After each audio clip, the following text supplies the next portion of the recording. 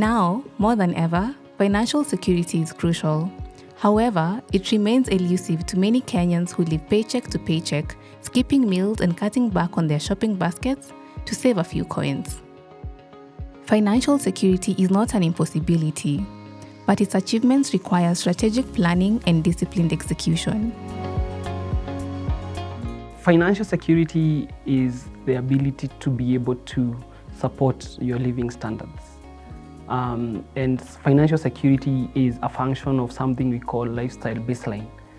Lifestyle baseline is basically what is your cost, living cost? How much do you need to live normally? That normally has to be very contextual, because what is normal is what you are used to. If I'm used to living in a certain estate, that is my normal. If I'm used to possibly driving a certain car, that is my normal. Any volatility or any downgrade will cause some pain in my life, and that is what we call a lifestyle baseline.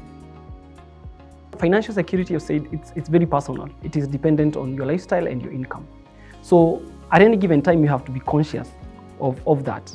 But even number two, the basic rule of thumb, which possibly is so much overlooked, but everyone knows it, is living below your means, so that you're living below what you earn.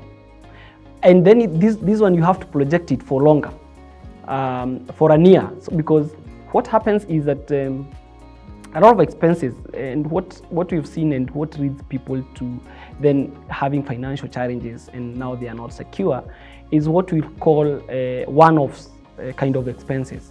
I can be able to afford rent month on month, but then when I have insurance that I pay once a month, then it puts me a bit of balance, because then it does not fit into my salary band. That is the basic challenge that a lot of people are not able to accommodate when they are planning.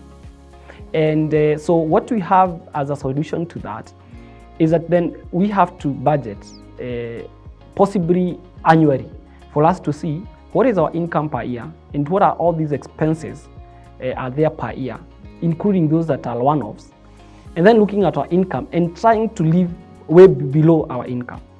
And also providing that our incomes have different characteristics. There are incomes that are stable. If you are employed and you have a salary, you can be able to have a bit of certainty that it will come unless something unusual happens. But then you have incomes that are very unstable. Income, let's say, from business, incomes from gigs. So you'll have months that you have very high income, and then you have low seasons that you're not earning as much. So being able then to look at an average level that you without overestimating your income, so that then as you plan on your expenditure, you are very well able to balance.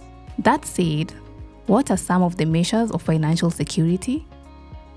Key indicators of financial security is, number one, being able to afford your lifestyle without leverage or without extending beyond your means of income. Number two is having a buffer.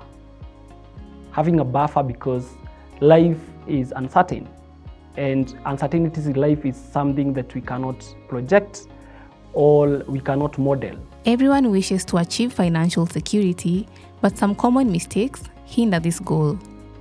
Number one is inflating lifestyle, and this is done very unconsciously. Number two is living on the edge. Living a situation where you are living hand to mouth. You're paid and then you pay expenses, so you don't have any surplus. And this has a very huge impact, because life is uncertain and life is random, and emergencies will always befall us. The thing with financial life is mistakes are very unforgiving, and they'll also tend to balloon or tend to get out of control very fast. And before you realize, you're already in a crisis. But even with good budgeting skills, living within one's means and financial discipline, one can sometimes be caught off guard and make missteps. Even so, one should be prepared for this. You have to appreciate the level or the lifestyle that you can afford, and try as much as possible to avoid group thinking. It is very likely that your friends or the people that then you surround yourselves with have a very high impact in how you live your life, because human beings like to be validated and they like to copy each other. So if you fall yourself, you fall in a group that is not as per your level of finances or income, then they'll tend to influence you. Number two, if you look at our psychology, we usually tend to, and that is a tendency to be validated. We have to adopt a contentment mentality, to be content, and to be content with what you have. Not trying to please your friends, not trying to live per your job class, not try to live as the way your friends live,